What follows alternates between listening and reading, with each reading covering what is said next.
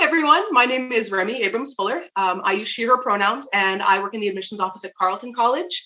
We are a small private liberal arts college located in Northfield, Minnesota, and we have partnered with the EPIC program. This past year, we're continuing to do so in the future. We're excited to do so. If you are not familiar with EPIC, it's really a simple way for you to connect on a more genuine level with admissions officers, right? A lot of what we do is virtual, and a lot of it feels distant in some ways, right? Where you're connecting with us sometimes via email, sometimes on the phone, even in person sometimes can be intimidating and scary and feel sort of inauthentic.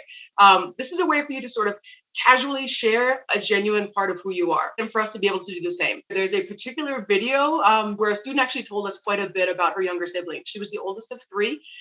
You could tell she was really, really just head over heels in love with her siblings. And that information often doesn't come through applications, right? Students often find or we on the admissions end, I guess, often find that students don't talk super in depth about their relationships with their families sometimes because they might feel that it's unimportant or irrelevant. But this student, you could tell, was just doting on her younger siblings. And that made me just think this student would be such a wonderful fit for our campus, right? Because a lot of those things that she talked about indirectly were very relevant to the kinds of students we want on campus, right? We want students that are genuine. We want students that are excited about connections with others. We talk so much about community at small liberal arts colleges.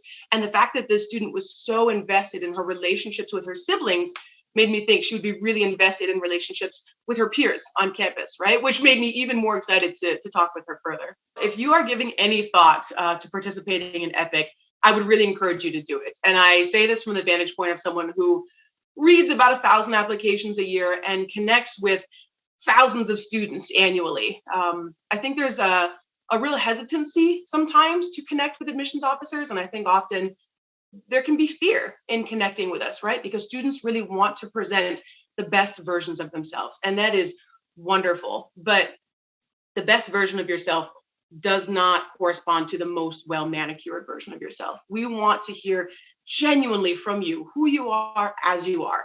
I was really scared to connect with admissions officers when I was young. I was a first-generation college student from a low-income background. I thought nobody wanted to hear my story. I thought I had to present a very particular type of persona for colleges to be interested in me and excited about me, right? And that was the biggest mistake I made in my college application process, right? I wasn't untruthful, I wasn't dishonest, but I also didn't show them a lot of who I really was.